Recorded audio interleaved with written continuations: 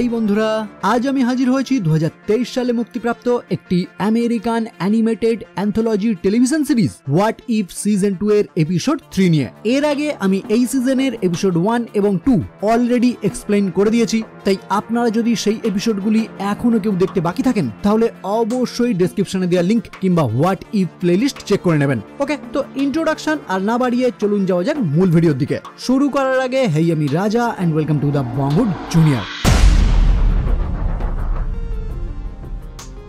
এই এপিসোডের নাম কি হতো যদি হ্যাপি হোগান ক্রিসমাস সংরক্ষণ করত।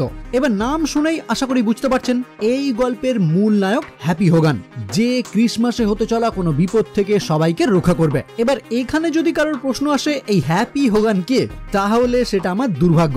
যাই হোক, এপিসোডের শুরুতেই আমরা দেখতে পাই হ্যাপি কিছু আয়রন রোবটদের সাহায্য নিয়ে অ্যাভেঞ্জার্স টাওয়ার সাজানোর কাজে ব্যস্ত, কারণ আগামীকালই তাদের ক্রিসমাস। তাই সমস্ত অ্যাভেঞ্জার্স টিম এই অ্যাভেঞ্জার্স টাওয়ারেই তাদের ক্রিসমাস পালন করবে। তো এখানে আমরা হ্যাপি হোগানের সঙ্গে ডার্সিকেও দেখতে পাই তার কাজে হেল্প করতে। কি ডার্সির কথা মনে আছে তো আপনাদের? এই যে, মনে না থাকলে একবার দেখে নিতে পারেন। আসলে এই ইউনিভার্সে ডার্সি এই অ্যাভেঞ্জার্স টাওয়ারেই কাজ করে, যে কারণে সেও ক্রিসমাসের জন্য এই অ্যাভেঞ্জার্স টাওয়ার সাজাতে ব্যস্ত। আশ্চর্যের বিষয় হলো এখানে আমরা হ্যাপির থেকে জানতে পারি বর্তমানে টনির এআই প্রোগ্রাম জারভিস বিশেষ কোনো কারণে অফলাইন রয়েছে, আর এই জন্যই হ্যাপিকে সমস্ত দিকটা খেয়াল রাখতে হচ্ছে। তো এই সমস্ত কাজের মধ্যেই হ্যাপি কোনো এক বিশেষ জিনিস কেনার জন্য ডার্সিকে মার্কেটে পাঠিয়ে দেয়, আর তাদের সঙ্গে থাকা আরো একটি মেম্বার মারিয়া হিলো এই টাইমে সিকিউরিটি বিষয়ক কোনো কাজের জন্য হ্যাপির কাছ থেকে বিদায় নেয়। কিন্তু ঠিক এই টাইমেই ওই অ্যাভেঞ্জার্স টাওয়ারে এন্ট্রি নেয় জাস্টিন হ্যামার। এবার এই জাস্টিন হ্যামারকে এটাও নিশ্চয়ই আর পরিচয় করিয়ে দিতে হবে না। হ্যাঁ, আপনারা একদম ঠিক ধরেছেন, আয়রন ম্যান 2 মুভিতে দেখানো এই ব্যক্তি হচ্ছে জাস্টিন হ্যামার, যে এই ইউনিভার্সেও আয়রন ম্যানের সঙ্গে কোনো শত্রুতা থাকার কারণে তার দলবল নিয়ে এই মুহূর্তে অ্যাভেঞ্জার্স টাওয়ারে উপস্থিত হয়েছে, কারণ সে এই স্থান থেকে একটি স্পেশাল জিনিস উদ্ধার করতে চায়। আর বর্তমান টাইমে কোনো অ্যাভেঞ্জার্স এখানে নেই, তাই প্রথমেই জাস্টিন এখানে কর্মরত একটি ব্যক্তির থেকে একটি ট্যাবলেট নিয়ে তার কাছে থাকা একটি ডিভাইসের মাধ্যমে অ্যাভেঞ্জার্স টাওয়ারে থাকা সমস্ত আয়রন রোবটদের হ্যাক করে নেয়। আর বর্তমানে জারভিস যেহেতু অফলাইন, তাই এই কাজে জাস্টিন খুব সহজেই সফল হয়ে যায়। আর তারপর জাস্টিন তার দলবল নিয়ে উপস্থিত হয় ওই অ্যাভেঞ্জার্স টাওয়ারে থাকা একটি ল্যাবরেটরির সম্মুখে, কারণ জাস্টিন খবর নিয়ে জানতে পেরেছে এই ল্যাবের মধ্যেই রয়েছে হাল্কের ব্লাড স্যাম্পেল। তাই জাস্টিন এই মুহূর্তে চাইছে ওই ব্লাড স্যাম্পেল উদ্ধার করতে, যাতে পরবর্তীতে ওই ব্লাড স্যাম্পেল ব্যবহার করে সে নিজেও হাল্কের মতো শক্তিশালী হয়ে উঠতে পারে, যাতে ভবিষ্যতে সে টনির থেকে বদলা নিতে পারে। তো প্ল্যান মতো জাস্টিনের 2 মেম্বার ওই ল্যাবরেটরির একটি কাঁচের গেট ভাঙতে শুরু করে, আর জাস্টিন চলে যায় সেখানেই থাকা একটি বারে আনন্দ করতে। কিন্তু এই সবের মধ্যেই হ্যাপি লুকিয়ে লুকিয়ে তাদের কথাবার্তা শুনে জানতে পারে জাস্টিন আসলে এখানে উপস্থিত হয়েছে হাল্কের ব্লাড স্যাম্পেল উদ্ধার করার জন্য। ফলে এই কাজে জাস্টিন যাতে সফল হতে না পারে সেই কারণেই হ্যাপি এসি চেম্বারের মধ্যে দিয়ে সোজা প্রবেশ করে ওই ল্যাবে। এমনকি এই টাইমের মধ্যেই সে এই সমস্ত তথ্য মারিয়া হিলকেও জানিয়ে দেয়। ফলে মারিয়াও সোজা সেই বারে উপস্থিত হয়ে জাস্টিনকে তার সামনে সারেন্ডার করতে বলে, কিন্তু জাস্টিন তার হ্যাক করা সেই সমস্ত আয়রন রোবটগুলির সাহায্যে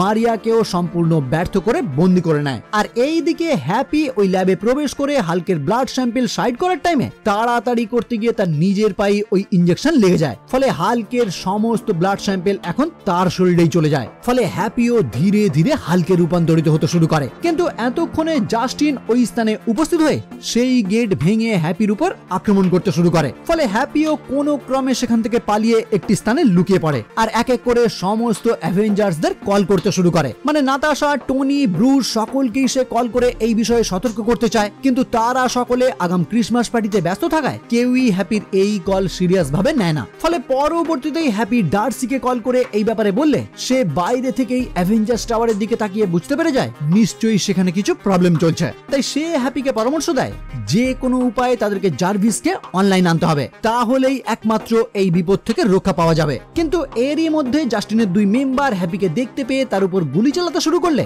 হ্যাপি ওই টাওয়ারের উপর থেকে ঝাঁপ দিয়ে নিচে চলে আসে। আর এই সবের মধ্যেই হ্যাপি পুরোপুরি হাল্কে রূপান্তরিত হয়ে যায়। ওইদিকে দেখা যায় ডার্সি হ্যাপির কথা মতো ওই টাওয়ারের সার্ভার রুমে উপস্থিত হয়ে জারভিসকে অনলাইন আনার চেষ্টা করে, কিন্তু সে তার কাজ সম্পূর্ণ করার আগেই জাস্টিনের 2 মেম্বার ডার্সিকে বন্দি বানিয়ে জাস্টিনের কাছে নিয়ে আসে। আর তারপর জাস্টিন ওয়্যারলেসের মাধ্যমে হ্যাপিকে হুমকি দেয় যত তাড়াতাড়ি সম্ভব সে যেন তার সম্মুখে হাজির হয়, না হলে সে ডার্সি এবং মারিয়া দুজনকেই হত্যা করবে। আসলে জাস্টিন চাইছিল হ্যাপির শরীর থেকে রক্ত নিয়ে রিভার্স ইঞ্জিনিয়ারিং এর মাধ্যমে হাল্কের ব্লাড স্যাম্পল উদ্ধার করে নেবে, যে কারণে সে এই মুহূর্তে হ্যাপিকে তার সামনে আসতে বলছিল। আর হ্যাপিও ওই হুমকি পাওয়ার পর নিরুপায় হয়ে উপস্থিত হয় জাস্টিনের সম্মুখে, যেখানে সে ডার্সি এবং মারিয়া দুজনকেই তার কাছে বন্দী অবস্থায় দেখতে পায়। কিন্তু হ্যাপি এই স্থানে উপস্থিত হওয়ার সঙ্গে সঙ্গেই জাস্টিন তার উপর কিছু আয়রন রোবটের মাধ্যমে হামলা করতে শুরু করে। যদিও হ্যাপি তার হাল্কের ক্ষমতা ব্যবহার করে ওই সমস্ত রোবটদের নিমেষেই ধ্বংস করে দেয়, যেটা দেখেই জাস্টিন এখান থেকে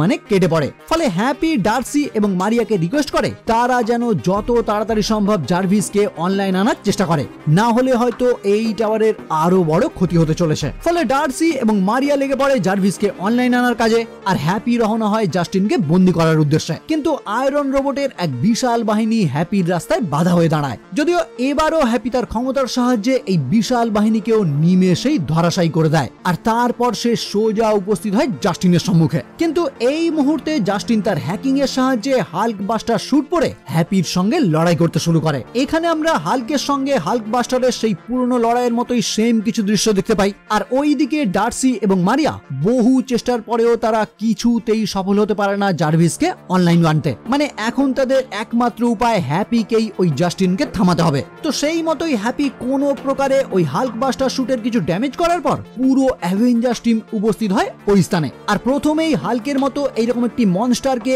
এই বিল্ডিং এ লড়াই করতে দেখে তারা সকলে মিলেই তার উপর আক্রমণ করতে শুরু করে। কিন্তু এই দৃশ্য দেখে ডার্সি তাদের সম্মুখে উপস্থিত হয়ে জানায় এই মনস্টার আসলে আমাদের হ্যাপি হোগান, আর ওই যে হাল্ক বাস্টার শুটের মধ্যে যে রয়েছে সেই হচ্ছে আসল ভিলেন। ফলে এই কথা শুনে টনি সঙ্গে সঙ্গেই তার হাল্ক বাস্টার শুট ওপেন করে দিলে তার মধ্যে থেকেই বেরিয়ে আসে জাস্টিন হ্যামার। আর এই টাইমেই হ্যাপি জোরে একটি চিৎকার করলে জাস্টিন ওই বিল্ডিং থেকে সঙ্গে সঙ্গে পড়ে যায়। কিন্তু শেষ পর্যন্ত হ্যাপি তাকে ওই পড়ে যাওয়া থেকে আটকে নেয় আর জানিয়ে দেয় ক্রিসমাসে কারোর ক্ষতি হোক সে এটা একদমই চায় না। আর এরপরেই অ্যাভেঞ্জার্স টিম একত্রিত হয়ে রওনা হয় ক্রিসমাস পার্টির উদ্দেশ্যে। লাস্ট সিনে দেখা যায় থর ওই টাওয়ারে উপস্থিত হয়ে সবাইকে ক্রিসমাস উইশ করলে সে ওই স্থানে কাউকেই দেখতে পায় না, যে কারণে সে বলে ওঠে হয়তো আমি অনেকটা দেরি করে ফেলেছি পার্টির জন্য। আর এখানেই এই এপিসোড সমাপ্ত হয়। আজ প্রথমেই আপনাদের কাছে একটি রিকোয়েস্ট করব, আমি অনেকদিন আগেই চ্যানেলের নামে একটি ফেসবুক পেজ ওপেন করেছিলাম, যদিও সেটা আপনাদেরকে তেমন ভাবে কোনোদিনই জানানো হয়ে ওঠেনি। কিন্তু এখন আমি এই বিষয়ে জানাতে বাধ্য হচ্ছি, কারণ দুদিন আগেই আমাকে এক বন্ধু স্ক্রিনশট পাঠিয়ে জানতে চেয়েছে কোনটা আমার অরিজিনাল পেজ। তাই আপনাদের কাছে রিকোয়েস্ট করব যত তাড়াতাড়ি সম্ভব আপনারা অরিজিনাল পেজটিকে ফলো করে দেবেন। লিংক আমি ডেসক্রিপশনে দিয়ে দেবো। ওকে, তাহলে আজকের মতো এ পর্যন্তই। ভিডিও যদি ভালো লাগে লাইক, কমেন্ট এবং শেয়ার করবেন। আর আমার চ্যানেলে যদি প্রথম হয়ে থাকেন তাহলে অবশ্যই চ্যানেলটি সাবস্ক্রাইব করে বেল আইকনটি ক্লিক করে দেবেন। ওকে, তো দেখা হচ্ছে পরের এপিসোড নিয়ে। ততক্ষণের জন্য বাই।